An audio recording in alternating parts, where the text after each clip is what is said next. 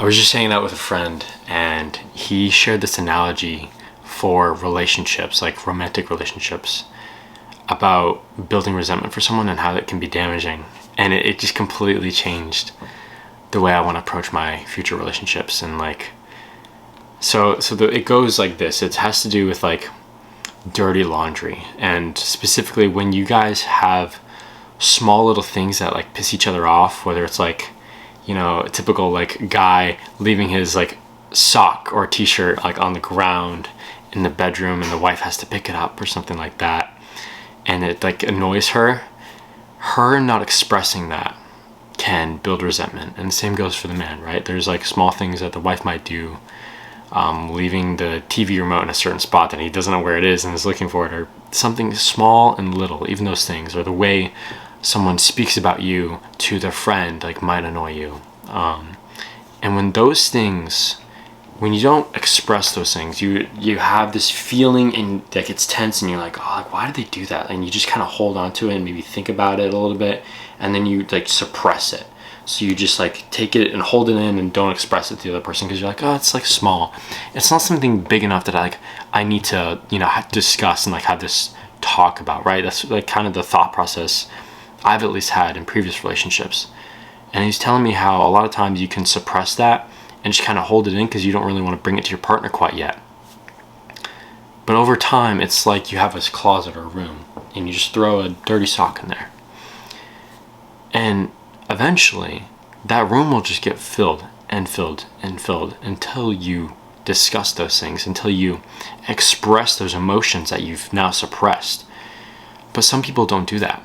And I've been guilty of this before in my own relationships where I just, hold on. And then it almost becomes like ammo later. And if you guys have some kind of fight, I know I've never been the type to really have like heated arguments where I'm like yelling at my partner or anything like that because of like my childhood. And I've really, really worked to avoid ever yelling. I've never yelled in a relationship, ever. It's just not something I ever want to do.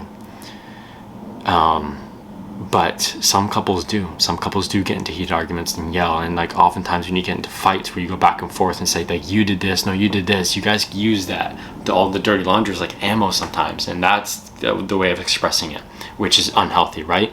But then there's the other side where you might suppress it and keep everything in there.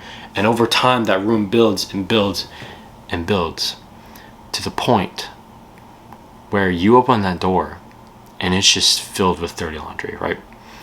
And it's easier to just close the door and never open it again, never look back and go find a new room. Go to a different relationship, go find a new partner because you think the grass is greener. Well, this room is like so much more empty. There's no dirty laundry in this room. And you don't want that to happen, right? You want to be able to bring those things up earlier before you fill the room. And, for some people, they might go try to find a new room. And there's like the door, like that room's full of dirty laundry. I'm going to go find a new room. But they never get into the practice of bringing up those like small little things that might piss them off and express those emotions. They suppress it, throw the clothes in the room and close the door. So they go find a new room, and then the same thing happens. They go to a new relationship, same thing happens. All these rooms are full because you never express the emotion. Because you now resent that person for everything that they did. You held on to it, suppressed it.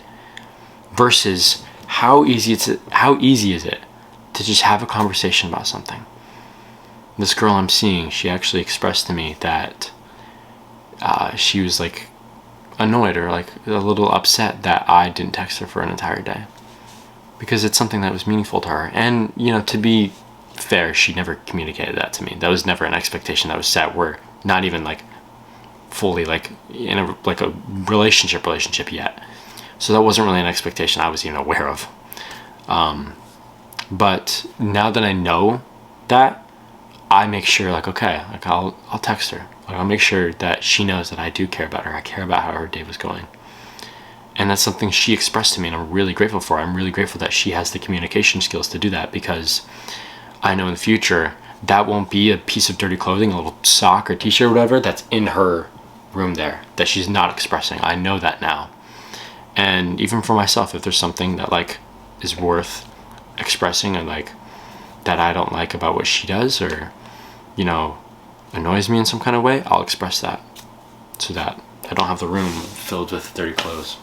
But yeah, he was just sharing that to me tonight, and I was like, wow, like that's crazy, because it clicked so well for me.